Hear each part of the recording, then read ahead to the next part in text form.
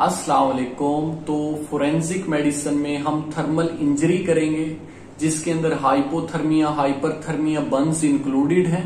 और ये है कि ये भी ट्रॉमाटोलॉजी का पार्ट है और ट्रॉमाटोलॉजी से टोटल 9 एमसीक्यू और 1 एससीक्यू आना, यहां से एससीक्यू भी आ जाता है, एमसीक्यूज तो लाजमी आते हैं।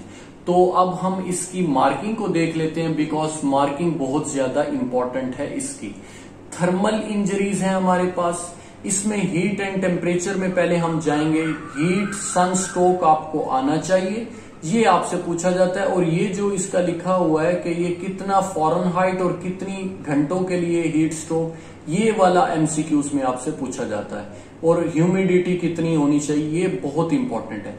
हीट क्रैम्प्स क्या होता है ये नहीं भूलना, हीट स्ट्रोक क्या होता है, हीट एक्सॉशन क्या होती है, एटॉप्सी फाइंडिंग भी आनी चाहिए इनकी, ठीक है। तो यहां से लेकर यहां तक आपको एग्जैक्ट आना चाहिए।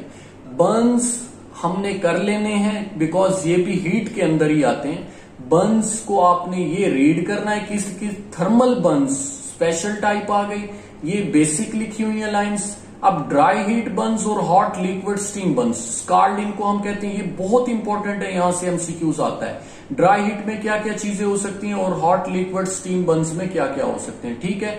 और ये ऑस्पी की सारी डायग्राम्स है, ये आपने नहीं भूलनी, ठीक है। और स्कार्ड्स क्या होते हैं उनकी फिर डिटेल लिख दी। फिर लिखा lesion due to flame heated object और लीयन कास्ड बाय लिक्विड, तो ये दोनों आपको आने चाहिए।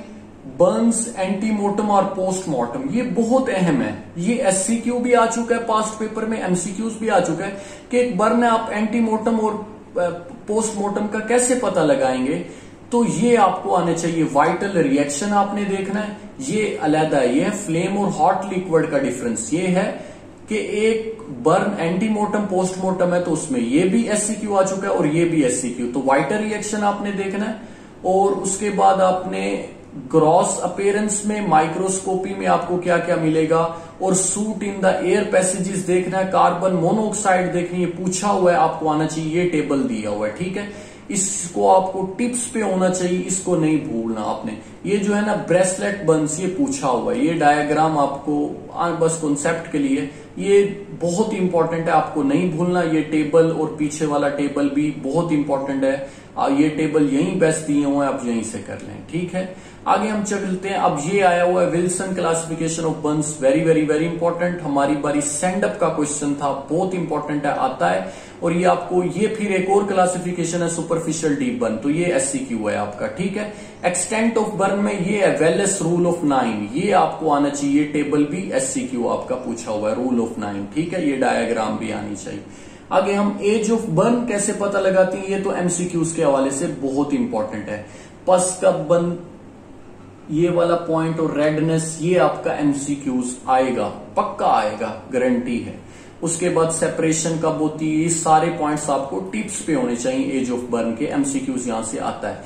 Causes of death from Burns, तो ये सिर्फ हेडिंग ही आपको आ जाए, प्राइमरी शॉक होता है, सेकेंडरी शॉक होता है, इन्फेक्शन होता है, तो आप बस हो गया आपका काम, ठीक है। पोस्टमार्टम फाइंडिंग भी पग्लिस्टिक एटीट्यूड, हर बार एमसीक्यू बॉक्सर एटीट्यूड क्या होता है कि हाथ जो है बंदे के ऐसे हो जाते हैं, तो वो जब उसको जो है वो, जैसे आपने देखा भी होगा इसको, हमारे अहमदपुर का वाकया था, उसमें पग्लिस्टिक एटीट्यूड वाली पिक्चर थी। लीवर और किडनी को देखते हैं, कर्लिंग अल्सर, ये कर्लिंग अल्सर और ये पग्लिस्टिक एटीट्यूड, दोनों बहुत इंपॉर्टेंट पॉइंट है। अब आपसे पोस्टमार्टम फाइंडिंग भी एमसीक्यू एससीक्यू दोनों में आती है, आपने इसका जरा जरा करना है, कुछ भी नहीं छोड़ना। मेडिको लीगल इंपॉर्टेंस क्या है, तो ये आपको आने चाहिए। अब ये है एयरक्राफ्ट इन बर्न्स, आर्टिफैक्ट इन बर्न्स, ये मेरा था वाइवा क्वेश्चन था। आप मुझे बता दें, एक बर्न है उसके अंदर आपको आर्टिफैक्ट क्या मिलेंगे, ये भी एससीक्यू आता है, ठीक है ना। ये यहां से लेकर बल्कि ये पूरा बहुत इंपॉर्टेंट है, यहां तक आर्टिफैक्ट इन बर्न्स तक टिप्स पे हो आपके। माइक्रोवेव बर्न्स को सिंपल एमसीक्यूज के लिए इसको तलाश करें, ठीक है। केमिकल बर्न्स को भी एमसीक्यूज के लिए, और कौन कौन से केमिकल यूज होते हैं बस ये नाम आ जाए तो। रेडिएंट हीट बर्न्स भी आपको एमसीक्यूज के लिए, ठीक है। अब हम कोल्ड इंजरीज करते हैं जिसके अंदर हाइपोथर्मिया भी इंक्लूड हो जाएगा। बेसिक है ट्रेंच फुट और फ्रॉस्ट बाइट, दोनों का डिफरेंस, और एमरियन फुट, ये ना भूलें आपको, ये आपसे पूछे ही जाते हैं हर जगह ना। हाइपोथर्मिया की डेफिनेशन क्या होती है, फिर ये कौन कौन से फैक्टर कंट्रीब्यूट करते हैं हाइपोथर्मिया को, ये भी आपको आना चाहिए। ठीक है, हम पैथोलॉजी इन हाइपोथर्मिया, ये कॉन्सेप्ट के लिए आपके बहुत जरूरी है। और ये जो क्लासिफिकेशन ऑफ हाइपोथर्मिया ना, ये भी आपने नहीं भूलनी, बिकॉज ये आपको हर जगह काम आएगी। बायोकेमिकल मार्कर एमसीक्यूज के लिए बहुत ज्यादा इंपॉर्टेंट है। Clinical features of hypothermia SCQ पूछा हुआ है।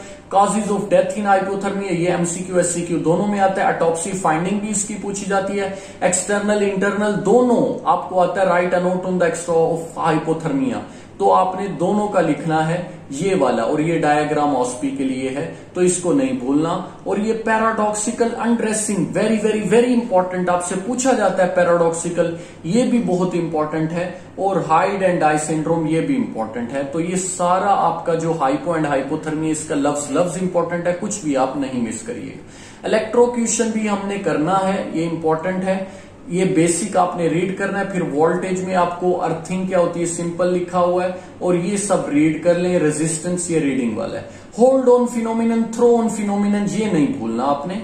इसका आपको ये दोनों जो है ना, इनका वोल्टेज भी आपको आना चाहिए, इसको नहीं भूलना। ठीक है, उसके बाद arcing phenomenon, very very very important, ये पूछा जाता है आर्सिंग फिनोमिनन क्या होता है एमसीक्यूज में। सही है। पैथोलॉजी इन इलेक्ट्रोक्यूशन, ये भी पूछी जाती है, एससीक्यू में इवन पूछ ली जाती है। लियंस ऑफ द इलेक्ट्रोक्यूशन क्या होते हैं, ये स्पार्क बर्न क्या होता है, ये पूछा जाता है। और फिल्म कॉन्टेक्ट लियन से क्या होता है, और ये lesions of the electrocution MCQ SCQ दोनों में इंपॉर्टेंट है। Mechanism of death in electrocution भी इंपॉर्टेंट है। ये छोटे छोटे टॉपिक्स हैं तो छोटे, लेकिन बहुत इंपॉर्टेंट है। आपने हर लाइन पे इनकी जो है ना फोकस करना है।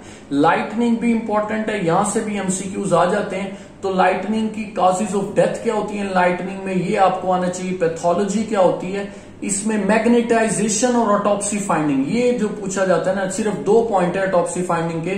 और यहां पर ये आपको ये वाला जो है आर्बोरेसेंट बर्न्स, ये दोनों पॉइंट, ये आर्बोरेसेंट बर्न्स आपका एमसीक्यू एससीक्यू दोनों है। डेफिनेशन ये autopsy finding very very very important. आपकी लाइटनिंग में ऑटोप्सी फाइंडिंग 2 से 3 मरतबा पास्ट पेपर में पूछी गई है। स्टारवेशन को अगर आप देखें, ये 50 to 60 डेज जिंदा रहता है। और ये दोनों एमसीक्यूज हैं। ठीक है, कि वो पूछता है कि पानी के बिना कितने दिन तक जिंदा रह सकता है, और खाने के बिना, यानी कि पानी अवेलेबल है, सिर्फ खुराक अवेलेबल नहीं, तो कितने दिन तक जिंदा रहता है, ये दोनों एमसीक्यूज है। टाइप्स ऑफ स्टारवेशन भी आपको पता हो। ऑटोप्सी फाइंडिंग स्टारवेशन की एससीक्यू, एक्सटर्नल इंटरनल दोनों आपको आने चाहिए। पास्ट पेपर एससीक्यू आ चुका है। तो ये डायग्राम ऑस्पी के लिए देख लीजिएगा। तो यहां पे हमारा ट्रॉमाटोलॉजी में थर्मल इंजरीज, लाइटनिंग, इलेक्ट्रोक्यूशन और उसके बाद स्टारवेशन इस बुक से खत्म हो जाते हैं। और ये मैक्सिमम 95% आपकी कवरेज करवा देती है। हम बाकी बुक से भी मार्किंग कर लेंगे। और सेकंड बुक ऑफ चॉइस आपकी यहां पर पारिक है। ठीक है, thank you so much, support करें।